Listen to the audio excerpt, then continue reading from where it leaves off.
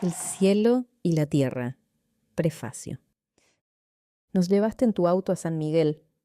Me pediste que tratara de ocultarme y que no mirara el camino que íbamos a hacer. Pensé, ¿se habrá dado cuenta este curita del riesgo al que se está exponiendo? Entonces no sabía que eras el provincial de los jesuitas. En San Miguel me dijiste que me sacara el anillo de casado y simulara que estaba haciendo un retiro espiritual como si fuera a entrar en la compañía de Jesús.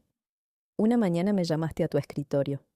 Estabas con mi hermano y nos redactaste el plan que íbamos a seguir. Nos llevaste al aeropuerto en tu auto y nos acompañaste hasta el último momento. El aeropuerto era de esos puntos clave controlados por militares y policías de civil. Pasamos los controles y nada ocurrió. Volamos a Iguazú y nos fuimos caminando hasta la frontera sin tomar taxi ni ómnibus, como nos habías sugerido. Ahí esperamos el último barco, que era el de los contrabandistas, donde los controles militares aflojaban un poco. Pasamos a Brasil y nos tomamos un ómnibus a Río de Janeiro. Allí me despedí de mi hermano Juan, que me había acompañado en todos esos difíciles momentos. Al tiempo me refugié en las Naciones Unidas y volé a Alemania, donde me dieron asilo político. Hace unos días estaba con unos amigos y sonó el celular. Era mi hermano, que me gritaba del otro lado: «Gonzalo, ¿te enteraste? Han nombrado papa a Bergoglio». Pero casi al mismo tiempo salían noticias en los diarios y en programas de radio, donde se te acusaba de haber colaborado con la dictadura, de haber traicionado a 2 jesuitas, etc. Llamé entonces a mis hermanos para que vinieran a cenar a casa y les conté que pensaba salir a la prensa y contar todo lo que habías hecho por mí. En las entrevistas puse siempre el énfasis en la lucidez y el valor que tuviste no solo en lo personal, sino también en lo institucional al correr esos riesgos por mí, que era un desconocido. El día de tu asunción pediste que rezáramos por ti. Yo le pido a Dios que en esta vida que comienzas ahora tengas la misma lucidez, valentía y compromiso que tuviste hace 36 años en circunstancias tan difíciles. Me quedé con ganas de darte un abrazo y las gracias. Firma Gonzalo Mosca. Postdata. Nunca pensé que le iba a escribir una carta al Papa. El relato de Gonzalo sorprende y motiva a pensar. Si no supiéramos que se trata de Jorge Bergoglio, podríamos imaginar que quien lo ayudó fue un experimentado militante revolucionario. Las medidas de seguridad y el plan de fuga no se corresponden con los de una persona que brinda su apoyo a alguien por primera vez. Comienza llevándolo tabicado, mirando hacia abajo para que no reconozca a dónde lo conducen. Realiza maniobras de contraseguimiento, lo esconde en el tercer piso del Colegio Máximo de San Miguel, le detalla el plan de fuga al extremo de sugerirle el último barco de los contrabandistas o bagalleros y finalmente se expone por entero acompañándolo a tomar el avión cuando los aeropuertos eran un hervidero de policías y marcadores. Eso significa que el joven Jorge Bergoglio no era un improvisado, sino que poseía cierta experiencia y pericia en protección y fugas, y utilizó los instrumentos a su alcance para salvar muchas vidas. Seminaristas, sacerdotes y estudiantes cercanos al mundo jesuítico argentino lograron sobrevivir en virtud del coraje de ese sacerdote. En cada momento de la historia, las personas ocupan un lugar desde el cual tienen mayores o menores posibilidades de lidiar con su contexto. Por eso es equívoco trasladar al actual Papa Francisco, antes cardenal Jorge Bergoglio, a los años de la dictadura, sin antes describir ese contexto. Hacerlo llevaría al gravísimo error de confundir el rol de un superior de la orden jesuita con los niveles más jerárquicos de la Iglesia Católica Argentina. Este libro intenta describir la etapa de la historia de nuestra región en cuyas turbulentas aguas debió navegar el joven sacerdote jesuita Jorge Mario Bergoglio. Amarás a tu prójimo. En los años 70, temprana e impetuosamente, una generación se volcó a la confrontación y la lucha en pos de un mundo más justo. Algunos abrazaron el camino de la violencia revolucionaria. Otros, ni mejores ni peores, entendieron que existían diferentes modos de alcanzar el mismo sueño. Pero en el 76, el terrorismo de Estado, con su impronta de persecución y muerte, llegó para imponer un modelo de injusticia y privilegios. Si bien la ruptura constitucional de 1955 había marcado un hito insoslayable en la sociedad argentina, la etapa de 1970 a 1983 fue la más compleja de nuestra historia reciente. Y justamente por su rol en esos años, Jorge Bergoglio recibió cuestionamientos. No soy un observador neutral de aquella década porque fui parte de esa generación. Me crié en un hogar católico y me formé en el precepto amarás a tu prójimo como a ti mismo, e integré la enorme masa de jóvenes cristianos que abrazaron la militancia política impulsados por esos valores. Ingresé al peronismo y la organización Montoneros, de la mano de curas católicos, y el azar y las circunstancias hicieron que esos mismos curas me empujaran fuera del camino de la violencia justo a tiempo.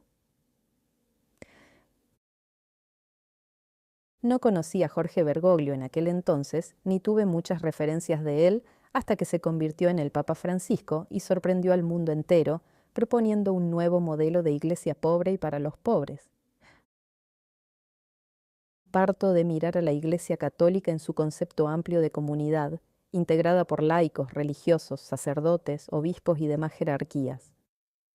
Por lo tanto, creo que un juicio ecuánime sobre su actuación en distintos momentos históricos debería considerar el comportamiento de esos diversos sectores, así como el nivel de responsabilidad particular de cada uno de ellos. Y si bien es cierto que hubo miembros de la Iglesia que colaboraron con la dictadura iniciada en 1976, también lo es que miles de laicos, centenares de religiosos y sacerdotes y una decena de obispos la rechazaron con palabras y con hechos. Y por ello sufrieron persecución, prisión, tortura, exilio, desaparición y muerte. Según la lista verificada por el teólogo José Pablo Martín y el padre Domingo Bresci, hubo 21 sacerdotes desaparecidos, un centenar de presos, otro tanto de exiliados y 2 obispos asesinados. Bergoglio no tuvo militancia política en los años 70. Pero por el papel de responsabilidad que le tocó desempeñar desde 1973 en su cargo como superior de la Compañía de Jesús, la tragedia lo rozó muy de cerca y lo convirtió en un sobreviviente más. Sin embargo, a partir del miércoles 13 de marzo de 2013, fue sentado sin más en el banquillo de los acusados.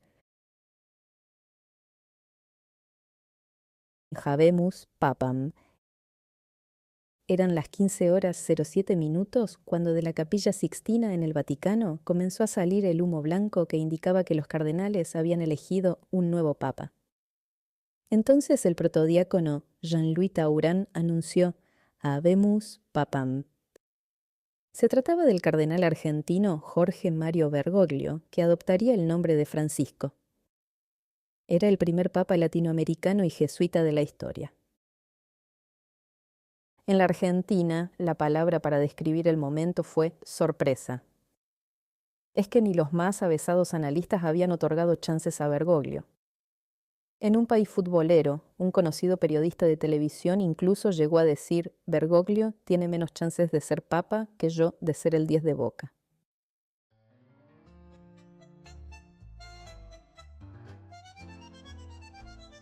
¿Estás disfrutando este texto? Si te emocionó, te hizo pensar o te despertó alguna pregunta, ayúdame a seguir compartiendo la historia argentina. Suscríbete al canal y regálame un like. Es chiquito para vos, pero enorme para mí. Mil gracias.